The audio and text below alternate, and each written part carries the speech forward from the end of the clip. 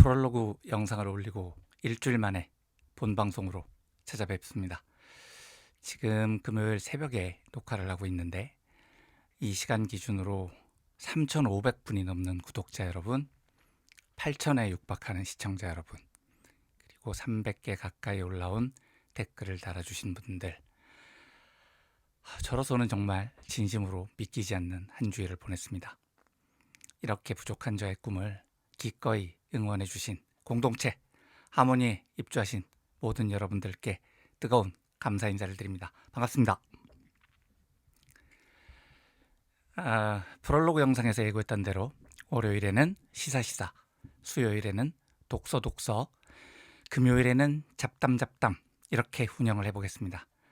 그냥 시사, 독서, 잡담하면 되지 왜 굳이 시사시사, 독서독서, 잡담잡담 이렇게 단어를 반복을 했느냐 고 물으신다면 그냥 귀여워 보이려고 한 겁니다.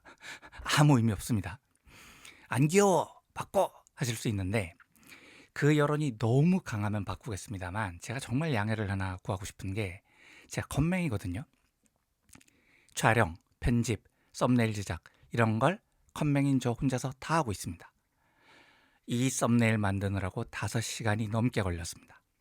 그런데 거기에 이미 시사시사, 독서독서, 잡담잡담으로 만들어 놨어요.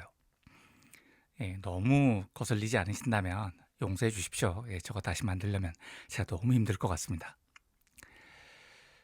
그리고 많이 무거운 마음으로 후원 계좌에 대해서 말씀을 드려야 될 것 같습니다. 지금 시청자 여러분들 보시기에 오른쪽 상단, 저한테는 왼쪽이죠. 저 위에 후원 계좌를 올렸습니다. 이걸 올리면서 너무 민망하고 송구스럽고 죄송스럽습니다.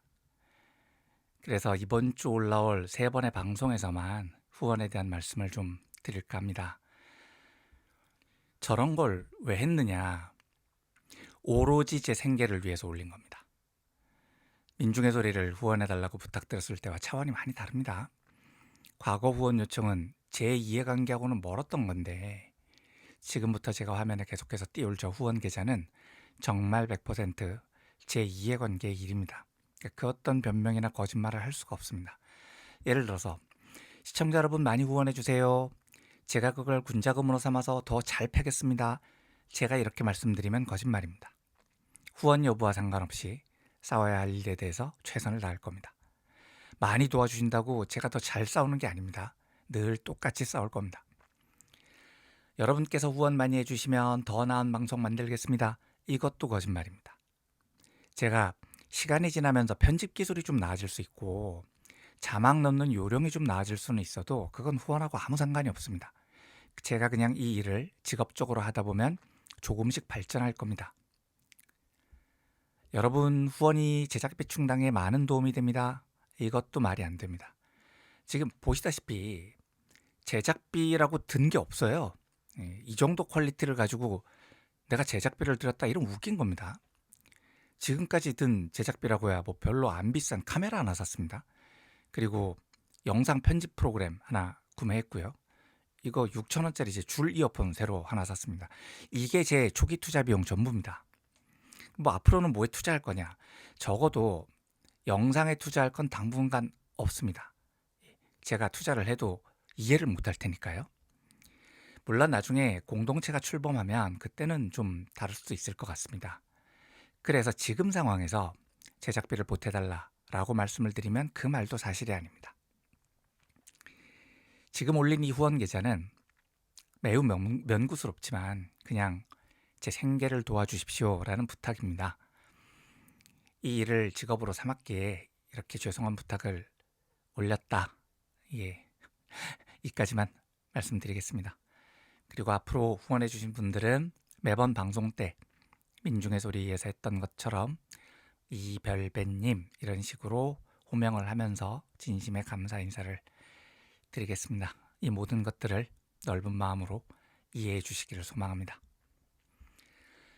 오늘 첫 시사 주제로 이진숙 방통위원장을 골랐습니다. 지난주에 윤석열이 다시 구속이 됐고요. 트럼프가 관세 부과에 관한 공개 사안을 공개했고 굵직한 뉴스들이 많았습니다. 그런데 제가 오늘 고른 시사 주제는 국무회의에서 연락의 계기다가 쫓겨난 이진숙 방통위원장의 행동과 그것이 국민의힘 미래에 미칠 영향입니다.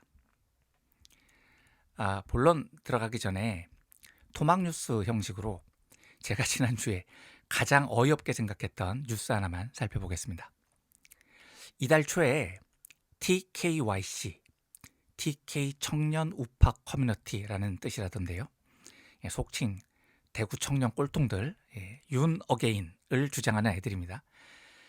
얘들이 대구에서 사기 대선 불복 행진이라는 걸 진행했답니다. 성조기 들고 부정선거 사기 대선 이런 팻말 들고 지난 6.3 대선이 부정선거다 이렇게 주장하면서 데모를 했다는 건데요. 저로서는 웃긴 일인데 우리나라는 시위의 자유가 있고 씨부리실 자유도 있는 나라니까 계속 씨부리십시오 이런 심정이었어요. 근데 얘들이 대구에 있는 한 화교 초등학교 정문까지 진출을 해서 짱깨, 붓깨, 빨갱이는 대한민국에서 꺼져라 이런 노래를 불렀다는 겁니다. 얘들이 반중 정서가 강하니까 이 짓을 했다는 거죠. 그런데 첫째, 초등학교 앞에 몰려가서 뭐 하는 짓입니까? 얘들은 넘지 말아야 될 선을 너무 쉽게 넘어요.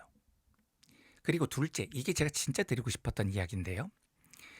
그러니까 니들이 반중이라는 거잖아요. 니들이 데모를 한 학교는 화교 학교예요. 대만 학교라고요. 그러니까 이 빡대가리들은 차이나하고 차이니스 타이페이하고 구분이 안 되는 겁니다. 자, 빡대가리 여러분, 이름에 차이나가 들어간다고 다 중국이 아니에요. 본 차이나가 중국 도자기입니까? 유럽 도자기예요. 그 화교 학교가 지원을 받는 대만은요, 우리나라하고 지금 국교가 단절돼 있습니다. 1992년에 수교가 끊겼어요. 이유가 뭐냐? 우리나라가 그때 중국하고 수교를 맺었거든요. 즉 우리가 중국과 잘 지내려고 대만을 끊어버린 겁니다. 그럼 빡대가리 여러분, 대만이 니네 편입니까? 중국 편입니까? 장개석하고 모택동이 구분이 안 돼요? 그러니까 이까지 이야기해줘도 뭔 말인지 이해가 안 가면 니네들 모기에 달린 건 그냥 눈, 코, 입 수납장인 겁니다. 그리고 한마디 덧붙이면 중국하고 수교하면서 대만을 쳐낸 건 니네 보수 정권의 뿌리였던 노태우였어요. 그러니까 저는 얘들이 반중하는 건 알겠는데 반중을 대만 초등학교 앞에서 했다는 이야기를 듣고 제가 청년 시절에 저한테 전화를 해서 안배야, 오랜만에 초등학교 동창이 전화해서 결혼을 한다는데 합의금은 도대체 얼마나 내야 되냐 이렇게 물어본 빡대가리 이후에 제일 멍청한 놈을 보는 겁니다. 결혼을 하는데 합의금을 왜 내냐고요. 축의금을 내야죠. 아무튼 실컷 웃게 해줘서 좋았습니다. 빡대가리 여러분, 계속 그런 대가리로 살아가시기 바랍니다. 자, 이제 오늘 본론, 국무회의에서 연락객에다가 쫓겨난 이진숙 이야기입니다. 아마 시청자 여러분 대충 내용은 다 아실 것 같은데 방통위원장 이진숙이 이재명 대통령이 주재하는 국무회의에 몇 번 참석을 했습니다. 방통위원장이 국무위원은 아닌데 앉아 있을 수는 있고 필요하면 발언도 할 수 있고 이런 자격이었대요. 그런데 회의 내용을 자꾸 밖에서 떠들고 다니고 떠드는 것도 밖에 떠들어야 되는데 대통령 발언을 왜곡하고 자기한테 유리한 식으로 해석하고 몇 번 이랬다는 겁니다. 그래서 이재명 대통령이 국무회의에서 개인 정치하지 말아라 라고 경고를 했더니 나 개인 정치 안 했는데 이러고 또 개깁니다. 심지어 회의 때 대통령이 그만하세요 라고 제지를 했는데 계속 자기 말을 안 끊고 떠들었다가 대통령으로부터 강한 질책도 받았다고 합니다. 그러다가 결국 수요일에 대통령실이 이진숙을 국무회의에서 배제했습니다. 이제 도를 넘어서니까 쫓아낸 거죠. 이 긴 이야기를 한마디로 요약하면 지금 이진숙은 의도적으로 이재명 대통령한테 개긴 겁니다. 우리 입장에서 보기에 이진숙은 싸가지가 없고 미친 짓을 한 것 같지만 사실 이진숙의 이런 행동은 매우 계획된 것일 겁니다. 그리고 제가 보기에 이진숙은 자기가 의도한 소기의 목적을 달성을 했어요. 지금 이진숙은 골방에서 씩 웃고 있을지도 모르겠습니다. 왜냐하면 사실 이진숙이 이재명 정권에서 뭘 할 수 있겠습니까? 아무 권한도 없습니다. 방통위원장으로서 권력을 유지하기 위해서 이런 짓을 한 게 아니라는 뜻이죠. 월급을 더 받고 싶었겠습니까? 아유, 천만에요. 이 인간 재산이 50억이에요. 물론 우리한테는 1,000만 원이 넘는 방통위원장 월급이 큰 돈인데 이진숙한테는 별 관심사가 아니었을 겁니다. 즉, 이진숙의 관심사는 정치인으로서 자기 위상을 높이는 겁니다. 내년에 지방선거, 3년 뒤 국회의원 선거를 노리는 거죠. 이러려면 누구한테 어필해야 하느냐? 당연히 국민의힘 지지자들에게 어필을 해야 됩니다. 그래서 대통령에게 대차게 개겼고 국무회의에서 쫓겨났고 국민의힘 지지자들에게 나 이 정도로 이재명과 싸워서 탄압받았다라는 정치적 이미지를 챙겼습니다. 그러니까 이 과정을 보면 이진숙 개인은 성공했습니다. 실제로 이진숙이 대구 출마를 노린다는 설도 나오더라고요. 그런데 이진숙이 생각을 못한 부분이 있습니다.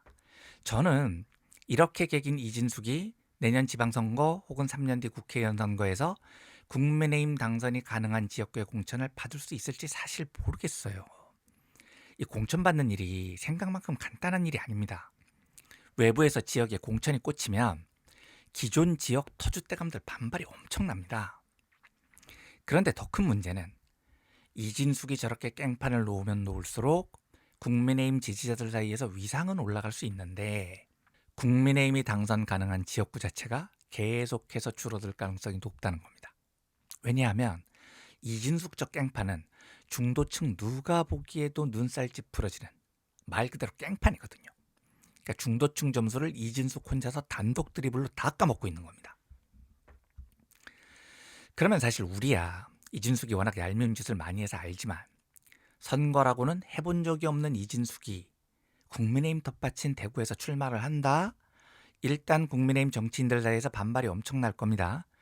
왜냐하면 다음 지방선거 혹은 그 다음 총선 국민의힘이 해볼 만한 곳이 대구 경북하고 경남 몇 곳밖에 없어요.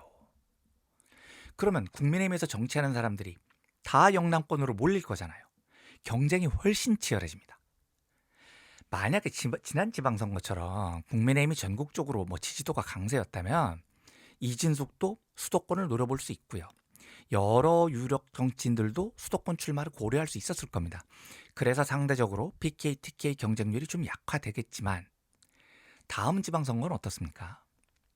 출마를 하겠다고 생각한 좀 유력한 사람들 전부 다 TK, PK로 몰려갈 겁니다. 수도권이요? 출마 아무도 못합니다. 그래서 이진숙의 저런 행동은 딜레마인 겁니다. 저렇게 뻘짓을 하면 뻘짓 좋아하는 국민의힘 극렬 지지자들 사이에서는 점수를 따요. 그런데 정작 국민의힘은 전체적으로 중도층 지지를 계속 잃습니다. 여론조사에서 국민의힘 지지도가 19%까지 떨어진 게 나오더라고요. 이러면 당선 가능한 지역으로 사람들이 계속 몰릴 거잖아요. 그러니까 여기 몰린 사람들은 대만 화교 초등학교 앞에서 짱깨가 어떠냐 하는 대가리가 빠가리 난 사람들한테 지지를 받기 위해서 뻘짓을 더 해야 돼요. 그럴수록 중도층 지지는 더 날아갑니다. 그러면 당선 가능한 지역은 더 좁아집니다. 그 좁아진 지역에서 지지를 얻기 위해서 더 빡대가리 짓을 해야 합니다. 이 악순환이 계속되는 겁니다. 한 발 더 나아가보죠. 이 이야기를 경제학으로 좀 풀어보겠습니다. 공공재 게임, 퍼블릭 굿즈 게임이라는 게 있습니다. 제가 과거 경제에 속살 때 돈 나눠주기 게임 이런 걸 종종 했었던 기억이 있으실 겁니다. 최후 통첩 게임, 이 베이스가 되는 게임인데 공공재 게임도 최후 통첩 게임을 조금 변형시킨 겁니다. 5명이 게임에 참여한다고 가정을 해보겠습니다. 5명 모두 생면부지의 사람들입니다. 서로 몰라요. 그리고 이 5명한테 각자 1만 원씩 나눠줍니다. 그리고 5명을 위한 공공금고를 하나 만들어 놓습니다. 그 다음 5명에게 지금 받으신 돈 중 일부를 공공금고에 기부할 수 있어요 라고 알려줍니다. 얼마를 기부하건 상관이 없습니다. 그리고 누가 얼마를 기부했는지도 공개하지 않아요. 그러니까 완전히 내 마음대로 기부할 수 있는 겁니다. 10,000원을 다 기부할 수도 있고요.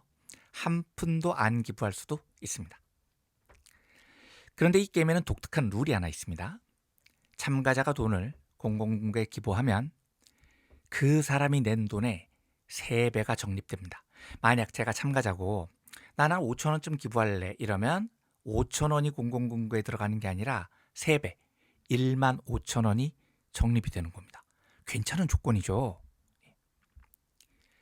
이렇게 5명한테 기부를 받은 주최 측이 공공금고에서 그 돈을 꺼냅니다. 그리고 다 합해요. 그리고 요 돈을 전부 다시 5분의 1로 깔끔하게 나눠서 5명한테 골고루 나눠줍니다. 여기서 중요한 포인트가 있습니다. 누구는 많이 기부하고 누구는 조금 기부했을 것 아닙니까? 테레사 수녀님 같이 이타적인 분은 공공을 위해서 내 돈 다 기부할래요. 10,000원 다 내셨을 거고요. 이명박 같은 얍실한 놈은 난 한 푼도 기부 안 해. 이랬을 수도 있는 건데 이 게임은 애초부터 누가 많이 기부했고 누가 덜 기부했고를 따지지 않습니다. 그래서 참가자 모두 누가 테레사 수녀님인지 누가 이명박인지 몰라요. 주최 측도 이런 걸 전혀 따지지 않고 금고에 모인 돈을 그냥 똑같이 5분의 1로 나눠준다니까요. 이 게임을 시작하면 참가자들 머리에 처음 얼핏 드는 생각이 야 이러면 5명 전부 1만 원씩 기부를 하면 이게 제일 좋겠네.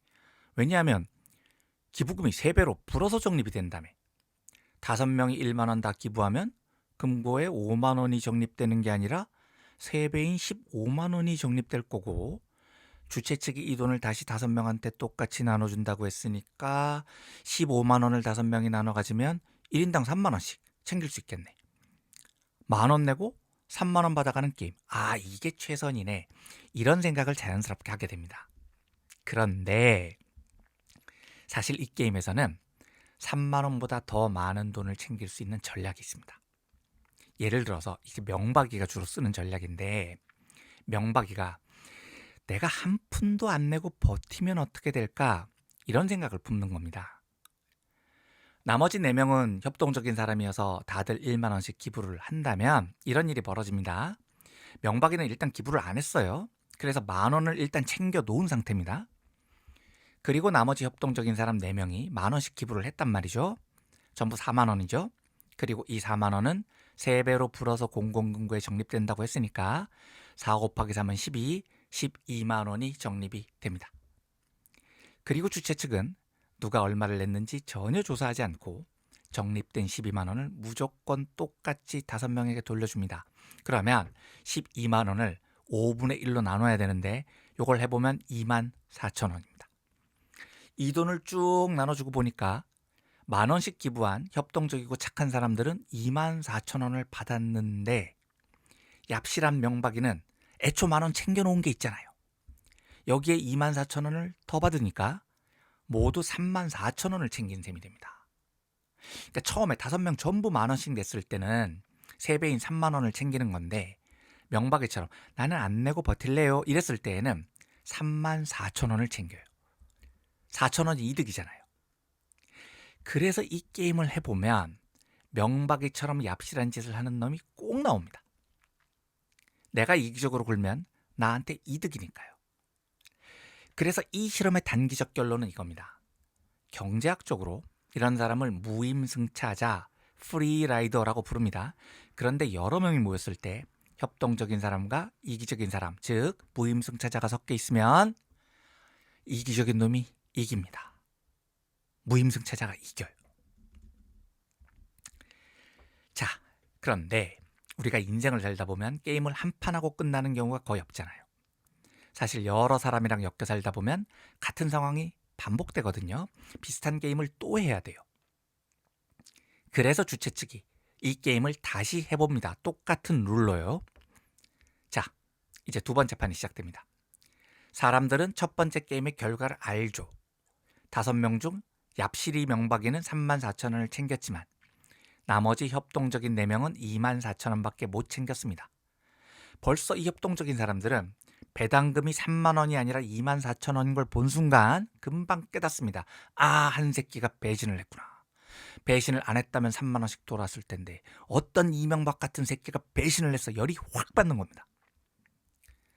만약에 이 5명이 얼굴을 볼 기회를 한번 주면요 난리가 납니다.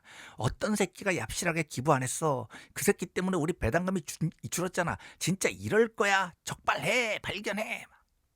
그런데 적발이 안 돼요. 주최 측도 누가 안 냈는지 모른다니까요. 명박이가 자수를 할 리도 없잖아요. 그래서 결국 누가 범인인 줄 모르고 두 번째 판에 들어갑니다. 예, 들어가기 전에 서로 소리를 질렀겠죠. 야, 이번에는 아무도 배신 안 하고 진짜 다 1만 원씩 기부하기로 한 거야. 이번에도 얍실하게 자기만 기부 안 하고 버티는 놈 있으면 진짜 찾으면 죽여. 그런데 그걸 어떻게 찾습니까? 못 찾습니다. 그리고 못 찾는다는 사실을 다 알아요. 그래서 두 번째 판에 들어가면 첫 판에 협동적이었던 4명 중에 누군가가 이런 생각을 꼭 합니다. 아, 내 돈을 전부 기부하는 것보다 내가 기부 안 하고 버티는 게 더 이익이구나. 나도 그게 누군진 모르겠지만 명박스러운 짓을 한 놈하고 같은 전략을 써야겠구나. 두 번째 판 결과가 나왔습니다. 명박이는 원래 명박이니까 안 내고 버틴 겁니다. 그런데 명박이 전략이 우월하다는 사실을 깨달은 또 한 명이 배신을 해버리고 맙니다. 돈을 안 내고 버틴 거죠. 나머지 3명은 약속대로 10,000원을 기부했습니다. 어떤 결과가 나올까요? 3명만 10,000원을 기부했으니까 공공금고에는 기부액 30,000원의 3배인 90,000원이 적립이 됩니다. 이 돈은 묻지도 따지지도 않고 또 5분의 1로 쪼개서 5명에게 나눠줍니다. 1인당 18,000원입니다. 이러면 성실하게 1만원씩 기부한 착한 사람들은 두 번째 판에 받았던 24,000원보다 훨씬 작은 18,000원만 받게 됩니다. 반면에 명박이와 그의 추종자, 이 인간들은 애초에 자기 돈 1만원을 챙겨놨잖아요. 여기에 배당금 18,000원을 더해서 28,000원을 챙깁니다. 협동적인 사람들보다 이기적으로 행동한 인간들이 이익을 더 많이 얻는다는 겁니다. 이제 두 번째 판이 끝나면 진짜 난리가 납니다. 다 기부하기로 했잖아. 배신자가 한 명 더 늘었어. 어떤 새끼야. 나와. 죽여버리겠어. 그런데 소용이 없습니다. 이쯤 되면 모두가 깨닫습니다. 아, 이 게임에서는 협동적으로 내 돈을 기부하는 것보다 내가 기부 안 하고 버티는 게 더 이익이구나 라는 사실을요. 그래서 세 판째 돌입하잖아요. 기부자가 더 줄어요. 아무리 길게는 4판, 5판 해보면 결국 아무도 기부를 안 하는 국면이 옵니다. 아무도 기부를 안 하면 공공금고에 들어올 돈도 없어지죠. 나눠줄 돈도 없습니다. 그냥 각자 처음 받은 1만 원씩 챙기고 끝나는 겁니다. 웃긴 상황이 돼버린 겁니다. 서로를 믿고 모두 협동적으로 굴어서 다 기부했으면 10,000원의 3배인 30,000원을 받을 수 있었던 게임이었는데 명박이 한 놈이 이기적으로 구니까 다 그걸 따라하는 바람에 아무도 기부를 안 했고 모두가 10,000원밖에 못 챙기는 엄청 슬픈 결과를 낳고 게임이 끝이 납니다. 그래서 반복된 실험의 중요한 결론은 이겁니다. 굉장히 중요한 명제입니다. 이기심은 전염이 됩니다. 한 놈이 이기적으로 굴어서 자기 이익을 챙기면 그 한 판으로 끝나는 게 아니고요. 너도 나도 그 이기적인 놈을 따라하게 됩니다. 결국 그 조직은 망가져요. 제가 이번 방송 썸네일 제목을 힘내라 이진숙, 이진숙이 설칠수록 국민의힘은 망한다 이렇게 붙였는데 그 이유가 이겁니다. 지금 국민의힘은 창당 이후 최악의 위기입니다. 이때 사실 국민의힘이 위기를 극복하는 방법은 건전하고 상식적인 당으로 거듭나는 겁니다. 중도층에게 우리 또라이 아니에요. 우리 정상적인 당이에요. 이걸 보여줘야 돼요. 이걸 하기 위해서는 국민의힘 구성원 모두가 제정신을 차려야 됩니다. 그런데 이진숙은 저기서 혼자서 얍실이 짓을 하고 있는 겁니다. 국무회의에서 국가가 잘 되도록 성실하게 일을 해야 중도층이 좋게 봐주는 건데 거기서 개기면서 깽판을 놔요. 중도층은 학을 떼겠죠. 하지만 그 대가로 이진숙은 국민의힘 열혈 지지자들 빡대가리들한테 어필을 한 겁니다. 그러니까 국민을 위한 정치가 아니라 자기 정치를 한 거죠. 이걸 국민들이 다 봤잖아요. 중도층은 이진숙과 국민의힘을 한심하게 생각하겠지만 열혈가스통들은 이진숙에게 높은 점수를 줄 거란 말입니다. 그러면 국민의힘 경선판만 놓고 보면 얍실하게 군 이진숙이 첫 판의 승자가 됩니다. 그런데 두 번째 판에 들어가 보겠습니다. 우리가 정상적이고 상식적인 당이 돼야 위기를 극복할 수 있어요 라고 생각했던 다른 국민의힘 세력들이 이제 어떻게 생각을 할까요? 뭐야, 상식적인 이야기 열심히 했더니 이진숙만 점수 땄네? 안 그래도 당선될 곳이 PK, TK 몇 곳밖에 없는데 이진숙이 거기서 공천 받겠네? 나는 손해봤네? 야, 이진숙을 따라해야 내년 지방선거에서 공천 받을 것 같은데? 하나 둘씩 이탈자가 나옵니다. 그래서 이진숙하고 똑같은 또라이 짓을 해요. 그래야 단기적인 이익이니까요. 제가 아까 이기심은 전염된다고 말씀드렸죠. 이런 정서가 전염병처럼 번지면 국민의힘에서는 전부 이진숙이 했던 또라이 짓을 따라하게 될 겁니다. 결국 지방선거, 총선은 참패하겠죠. 모두 다 합심해서 우리가 정상적인 당이라는 것을 보여주기 위해서 헌신하고 좀 손해보고 하면 그나마 살 길이 있었을 겁니다. 그런데 이기적인 한 놈이 설치면 놀랍게도 그 이기심은 매우 빠른 속도로 전염이 됩니다. 모두가 이기적으로 변하고 전체적으로는 망합니다. 제가 보기에 국민의힘 쟤들은 지금 심하게 망해가고 있습니다. 사실 국민의힘은 꼭 뭐 이진숙이 아니더라도 이런 식으로 망해간 지가 오래됐어요. 그 유영하라고 혹시 아십니까? 지금 국민의힘 소속 국회의원입니다. 얘가 뭐 하던 애냐면 박근혜 측근이었고요. 탄핵 심판 때 박근혜 법률 대리인, 그리고 그 이후에 형사소송 때도 박근혜 법률 변호사였습니다. 박근혜가 나중에 변호사들 대거 정리를 할 때도 유영하만은 변호사에 남길 정도로 박근혜가 유영하를 아꼈다고 합니다. 그런데 유영하가 그때 대리하거나 변호하는 걸 보면 개판입니다. 박근혜 변호인단 사이에서도 말이 엄청 많았대요. 야, 이런 거 정도는 인정하고 법리적으로 싸우자, 이래야 승부가 되는데 유영하는 무슨 소리, 무조건 우리 대통령님은 무죄야, 무죄라고 우겨야 돼, 이랬다는 겁니다. 그래서 박근혜 변호인단 사이에서도 유영하가 엑스맨이다라는 말이 나올 정도였습니다. 나중에 형사재판 때에도 유영하가 계속 우리 대통령은 무죄, 뭐 전략이 왜 필요해, 이렇게 깽판을 놨대요. 2017년 4월 7일 중앙일보 기사인데 제가 읽어보겠습니다. 지금 같은 변호 방식으론 징역형도 나올 수 있습니다. 박근혜 전 대통령 변호인단의 서성건 변호사는 7일 기자에게 이런 불안감을 토로했다. 그는 최근 불거진 변호인단 내부 갈등설을 조심스럽게 인정했다. 유영하 변호사 때문인가라고 묻자 그는 잠시 생각에 잠겼다가 쓴웃음을 지으며 그렇다고 답했다. 서 변호사는 유 변호사를 비난하려는 것은 아니다 면서도 그가 우리 변호사들 전화조차 받지를 않고 있다. 이유를 알 수 없다고 말했다.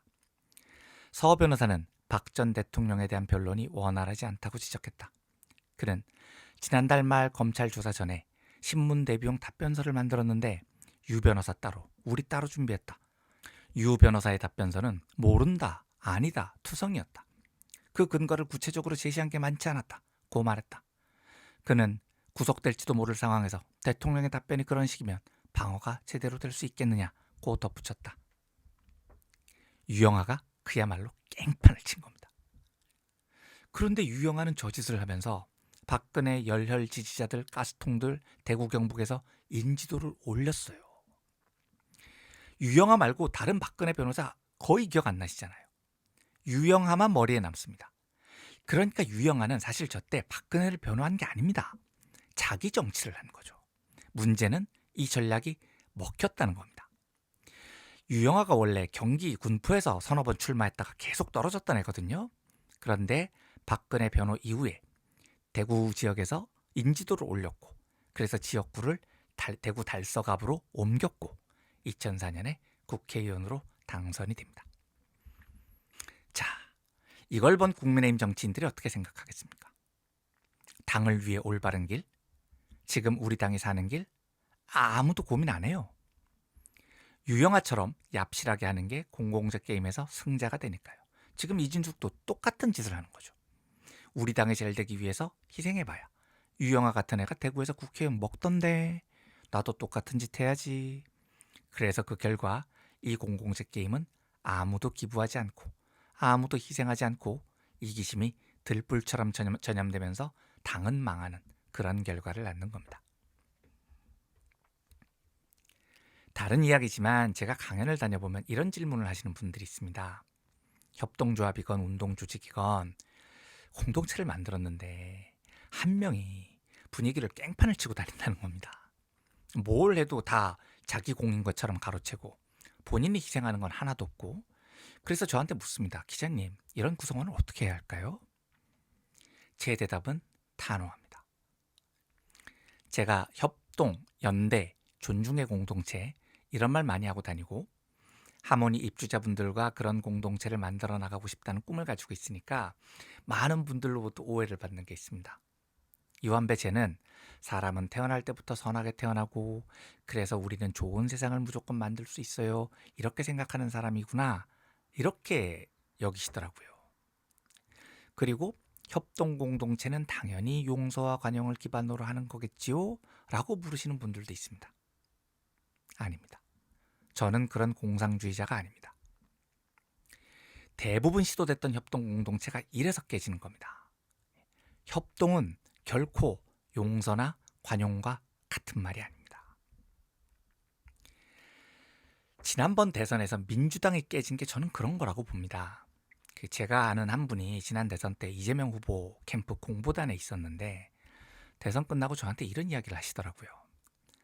화합형 선대위 한다고 이낙연 쪽 사람들 공보에 넣었더니 진짜 일을 하나도 안 하더라는 거예요. 이재명 후보가 대통령에 당선되는 건 관심도 없고 캠프에서 자기 정치만 한다는 겁니다. 그래서 그분이 그러시더라고요. 야, 이런 개판 선거 조직으로 이기는 게 불가능하다. 물론 캠프에 있었던 분들 중에 그런 사람들이 다수는 아니었겠죠. 대부분은 이재명 후보의 당선을 위해서 노력했을 겁니다. 그런데 그 중에 아주 작은 소수라도 공공의 이익, 즉 후보의 당선을 위해 노력하는 게 아니라 어떻게 하면 내 정치적 이해관계를 크게 할까, 이런 얍실한 생각을 바탕으로 움직이기 시작하면 다른 사람들이 따라하기 시작하는 겁니다. 야, 이 몸살이는 게 낫겠네. 혹시 윤석열이 당선되면 우리 다 죽는 건데 나라도 살 길을 찾는 게 이익이겠네. 이래서 일을 안 하는 사람들이 늘어나는 겁니다. 제가 보기에 지난 대선은 그래서 졌습니다. 협동 공동체는 사실 깨지기 쉬운 유리그릇 같은 겁니다. 이 그릇을 깨지 않기 위해서는 매우 섬세하고 엄격한 조치들이 필요합니다. 무임승차자를 방기해서는 안 됩니다. 과감하게 제거해야 됩니다. 앞으로 저와 입주민 여러분들께서 함께 만들어 나갈 공동체에도 이런 원칙이 필요합니다.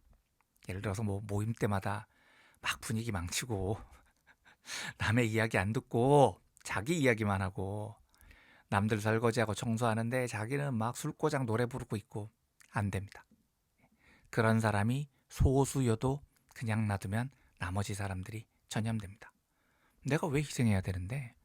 쟤는 저러고도 우리 조직에서 대접받는데 내가 왜? 이런 생각이 드는 순간 공동체는 망가집니다.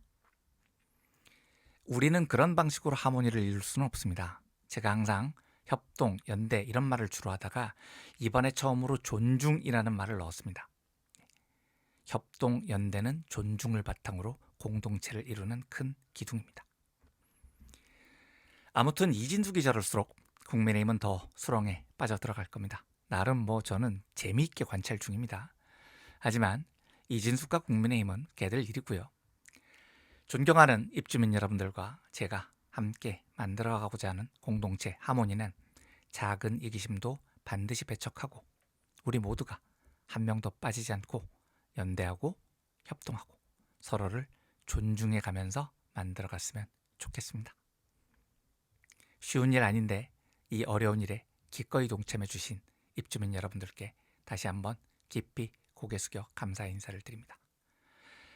수요일 오전 8시 독서 시간에 다시 찾아뵙겠습니다. 행복한 한 주 맞으시기를 소망합니다. 마치겠습니다. 감사합니다.